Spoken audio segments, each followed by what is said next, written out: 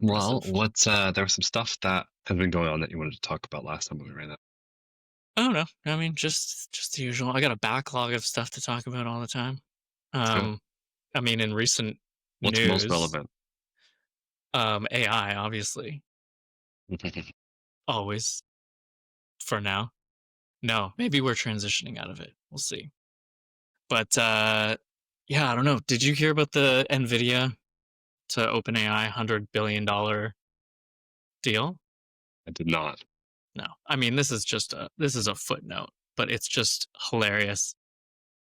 Not quite a bubble signal yet, but Nvidia has basically agreed to give OpenAI like $100 billion Hmm. over the next 3 years, but it's like hundred Holy billion moly! dollars to essentially buy Nvidia chips, right? It's Right. very like it's like the snake eating its own tail kind of thing. And the content I was listening to is just talking about how we still don't have a direct ROI on some of this stuff. It's basically it's like a race to AGI, the whole like winner take most kind of Hmm. attitude with these Hmm. companies. So they are doing incredibly massive and risky bets without any definitive Yeah, I ROI. remember an interview with Zuckerberg like really early on in this whole thing, and he basically said the same thing. He was like, "If we don't, then we guarantee we won't win anything. So we're all just sort of investing in order to be in the best position to win in Something. the AI war." But you know what? Yeah. Meta has kind of dropped off. I have not heard any news relating to Meta in AI recently. Maybe they've stopped. Maybe they've just been like, all right, well, there's no way we're getting ahead of a couple of these other companies. Let's just focus somewhere else. Yeah. Yeah. Maybe they haven't fully stopped because remember they were willing to dish out like $1 billion contracts for AI researchers. But yeah, wasn't that recent? Yeah. Yeah. That was like 2 or 3 months ago. Yeah, And then yeah, yeah, everyone was just sort of making fun of them about it. yeah. But yeah, I think the reality feels like it's setting in terms of like AI. We're not getting to AGI in 2027, which was everybody's like speculation. Hmm. It's just larger language models doesn't mean like a better outcome for the end user experience. That's why Hmm. GPT-5 was just so like business as usual. Yeah. Wasn't even a monumental thing. Same with Grok, same with like what did they call it? Like mega or ultra llama, big llama. I can't remember. That's metas. But it's like the scale of the model didn't really move the needle on the experience or the Hmm. quality. So we might be getting to this point where everyone's going to start focusing on the all the bad stuff, like Hmm. getting rid of hallucinations, optimizing. So, but I Funny mean that enough, wasn't even sorry. I was curious about Meta, and I What just did did they say? a quick search, and it turns out the most recent news is like within 2 days, and it's all about people roasting them about their AI generated reels. Oh my god, Meta launches Vibes for AI video creation. you're kidding me. Vibes Wow. is their it's a dedicated feed for AI generated videos within the Meta AI app. Yeah, I I don't want to know, try man. it to see how I bad don't it know is. what they like. Their strategy lately has been all over the place. Yeah. Some stuff's Just really good, and I know they have some really good stuff going on behind the scenes, like the supercomputer investment and like trying to get to a point of real time translation uh, on the fly, which is like really cool and amazing.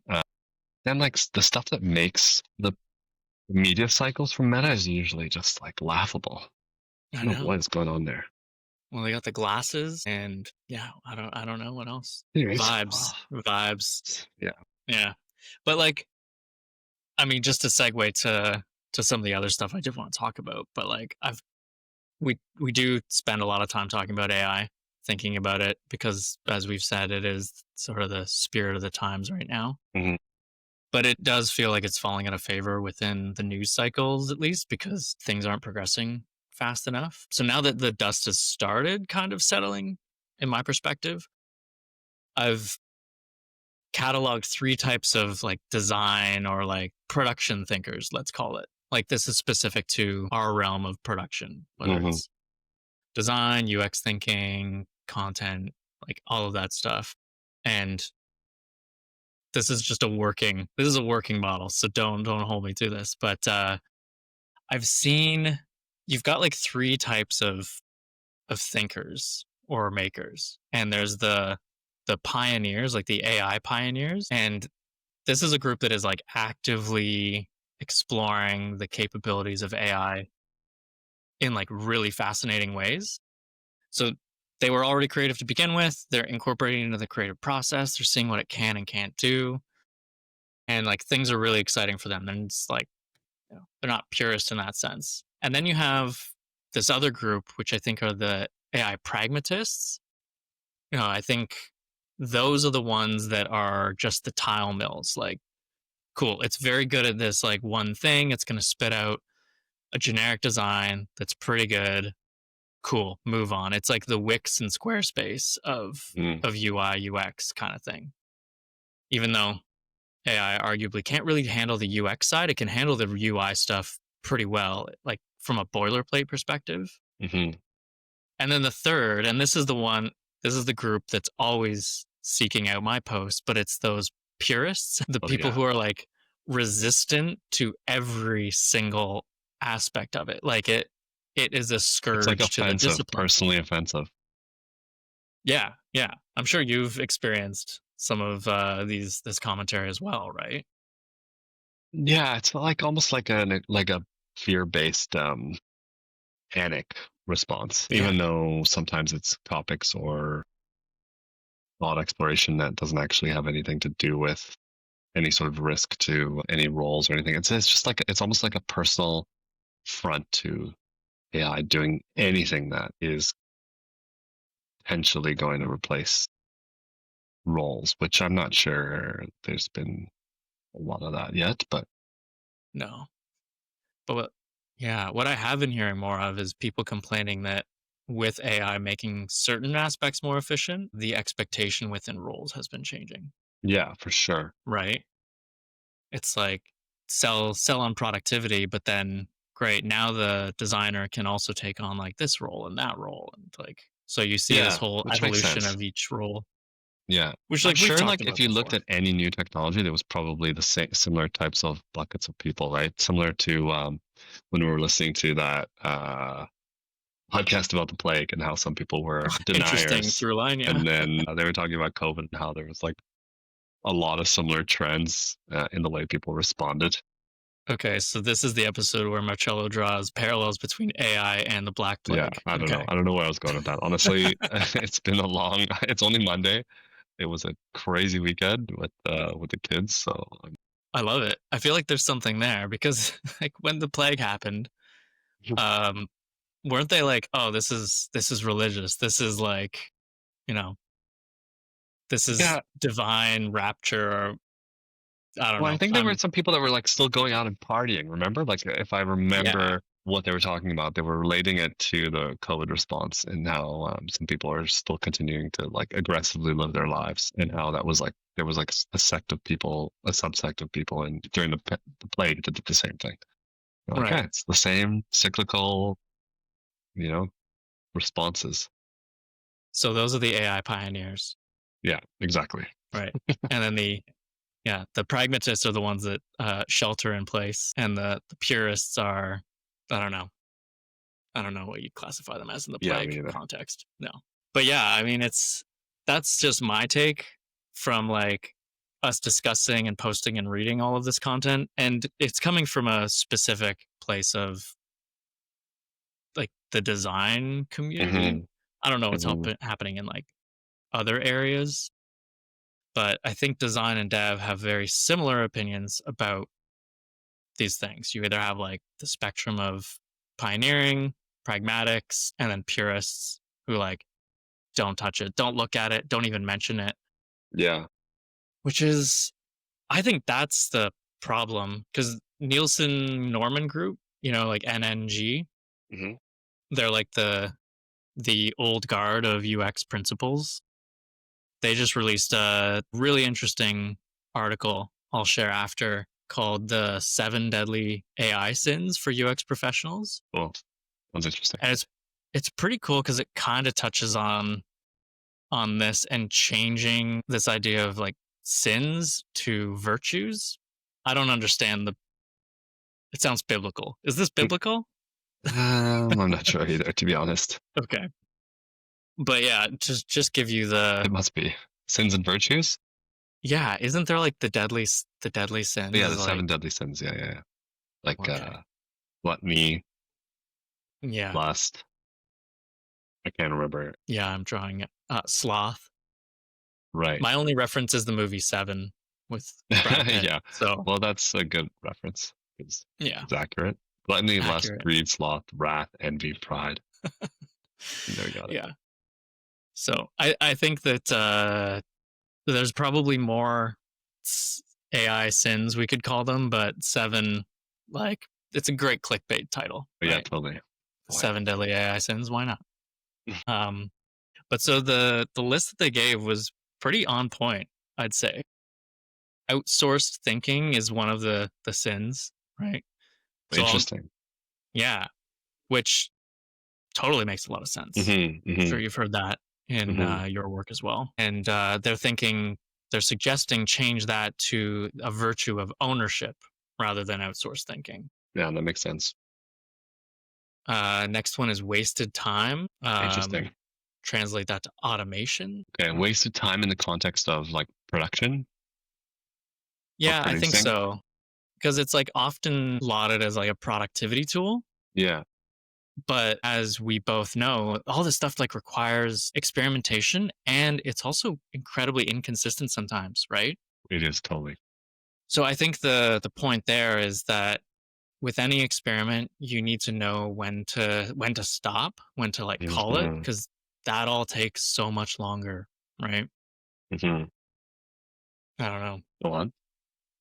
The all right, the next one we've got lost details. So lost details is pretty vague. That's one of the more vaguest ones, but I'm assuming it's more like context. So when you rely on summaries for things, when you drop a Mm, link in or you drop an article, we know that it's reading that, but it's like regurgitating it, but it's also using the model to regurgitate it. So there's gaps in those summaries. So you have yeah, this loss of fidelity. And that one, I think it's like, it's a trap, right? We should just call these traps, not sins. We gotta get away from the biblical. So yeah, the lost fidelity trap makes a lot of sense because you've seen it, I'm sure. You put something in, and you're like, no, that totally missed this, but yeah, totally. Often, right? often actually. Yeah, It so does we're require a missing lot. Still require like surprisingly for where we're at, it does still require guidance, so much guidance. human intervention. For where we're at, you'd think it would be. Yeah, I mean, even like when you set up GPTs and stuff, you have to constantly. I find you have to constantly sort of like refresh the same thing, like the same inputs, because it will just like totally forget about them sometimes. I've found, Yeah, it drives me crazy. I know, and like the lack of Huh? guardrails as well. You have Yeah, to remind it to like not yeah, do things. totally. It's like that would be $100 billion well spent by OpenAI from Nvidia is figure out these problems Totally, totally. because these things are plaguing the value of this. Yeah, We for got sure. so far, but like these problems have been around A like long since time. day Yeah, one. yeah, totally. Yeah. So all right, we got seven. We're on next one, isolated ideation, and they're suggesting to change that to inclusion. So obviously it's great for ideation. Like sure, Hmm. maybe you start with an idea, maybe you help iterate on a couple things, but the value of being able to do all that stuff on your own also means that we're working less with each other, Yeah, yeah, right? It's crazy. yeah. All of these are so like obvious in hindsight, and we talk so much about culture, this idea of isolated ideation, it would concern me on in a Hmm. context of a production team, right? Hmm. Keep them All coming. right. Next we got naive trust. That was pretty Good obvious. one. That one. People just Yeah, that's a good blindly. one. Good one. Yeah. Okay, And the go on. virtue they're suggesting is skepticism instead of naive trust. Nice. I like this one. Yeah. The last two are some of my favorites.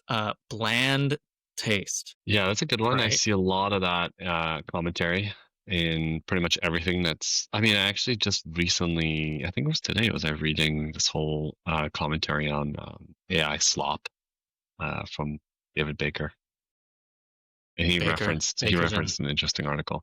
Yeah, AI slop. What was his take on it? Because he's a Oh, big just like content guy. how much of it there is, and how yeah, if you remove people from the equation, you just get slop. Yeah. It's just, yeah, it sped everything up. Because everyone, like we both complain about, everyone on LinkedIn follows the same format. And you have humans following the format because we're all doing it. And then you have AI also following that format. It's just even worse at it. We're Like, blindly telling it to follow the format. yeah. It goes back to the whole like dead internet thing. Like, are we reading anything from each other anymore? Or is it just like bots? Yeah. Which Sam Altman even tweeted about, I think a month ago. He was like, I never believed in the dead internet theory, but it seems like there's a lot of bots here these days. All right, last one, which is kind of on the heels of what we were talking about earlier. It's this idea of a defensive outlook. So people having a defensive outlook towards it by Right, just that's like the sin. Yeah.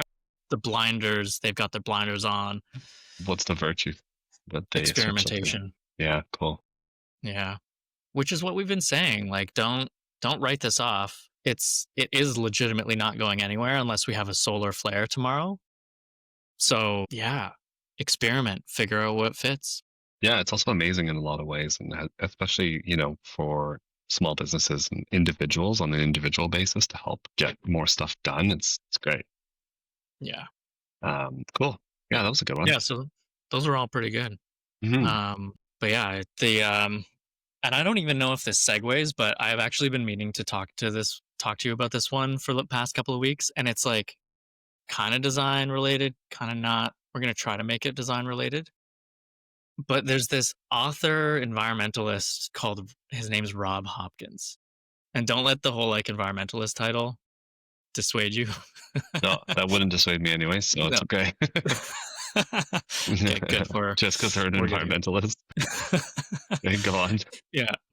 So he's got this book out that's talking about this methodology around like how to fall in love with the future. Mhm. And he's writing from the perspective, like he fully believes this, that he is a time traveler. You're joking. And he's time traveled from the future These people. um, to back to today to tell us all of the things we need to do differently to avoid climate catastrophe. Like some of it is a bit of this is going to happen, so we're kind of like expecting it. This is how you live in that new future that I've seen. Some of it is just like practical stuff. But the subtext of all of this is back to like speculative design in a way. And you'd remember this because you wrote that Xeno design article on our Yeah, that was. site, I which think the. still, Yeah, I know. Still in topic of interest. 10 to years this later. day, I don't think any other article about Xeno design comes up except the original researcher that coined the terms. Yeah. But I think to just relate this back to the stuff that we were talking about, like we're maybe getting to this point where there's so much slop. Everything looks the same. Everything's been productized to like death that everyone who's interested in steering this differently Hmm. might start looking at more like speculative design practices and theories back to like Xeno design, back to not just designing for humans, designing for tech, designing for AI. I don't Yeah. know. Is that a reach? No, I think it's interesting. I think it totally makes sense to me. I just like the term speculative design. But yeah. Yeah. It's such a wide umbrella. Mm-hmm. Yeah. It's a lot more like forward thinking. Hmm. Yeah, very far. Yeah. It's not like quite futurism. It's just, what would it mean if we were to do things differently? And that's where the AI pioneers come in because they're like, well, this thing's here. What are we doing with it? what is the future of design for that? And that's why I think it's cool. That's why I think it's related. Yeah, we Um, should really make the cover of this episode the Goat Man I would love to. I just don't want to have to pay from royalties. Xeno Xeno Design. What was the Goat Yeah, Man again? It was a guy who was researching. What was he doing again? he like made Um, himself into a goat yeah, with we prosthetics. we have to. Um, Goat Man Thomas Waits. Um, Wow. yeah, he was studying. What was he studying again? He was studying research on goats, obviously, and Right. he went out and lived as a goat for 3 days, and that is design in a nutshell. And he made a goat. Okay, can I toss a screen cap in here, or it has You to be? can, yeah. I think you can share. You shared your screen. All right, let me show my screen. Yes, the goat man cometh. There we go. Oh my gosh! Wow. For a Oh, second there, I oh, had to pick out what's who is the happening? goat. Oh my gosh. Yeah, there we go. Zoom in on this specific goat man, but you get the point. He's got this whole goat outfit. So he lived as a goat for 3 days, studied goats, and this is actually his website. Try to become Oh a wow. goat to escape the angst inherent in being a human. But it's The project okay. became an That's very exploration different. of how close modern technology could take us to fulfilling an ancient human dream to take on characteristics from other animals. Yeah, love it. Wow. I want. This What guy's are stuff's the so cool. outcomes? Um, Did he improve lives for goats, or did he improve himself, or he wrote a book. he wrote a book? I can't even get it on his website. So, um, yeah, and that is design. I don't know if we're hurting or helping this idea of speculative design with this stuff, but One of I'm the here for other it. yeah, one of the other examples I had was another project from someone named Joey Lee, and it's called "Who Wants to Be a Self-Driving Car?" And let me show my screen again. My God, these are great. And he became a self-driving car in 2017. Okay, wow, He uses augmented reality to help people empathize with self-driving vehicle systems. wow. This is IDEO's methods on steroids, like design thinking, ethnography, Yeah, lived it's totally experience to the crazy for degree. objects. Yeah, Yeah, it's individuals tackling that. that's cool. What would you want to spend a day as? A cup of coffee. A cup of coffee. Yeah, Wow. Okay. yeah. Yeah, that's interesting. People are taking their coffees with a cup of coffee on a Saturday morning.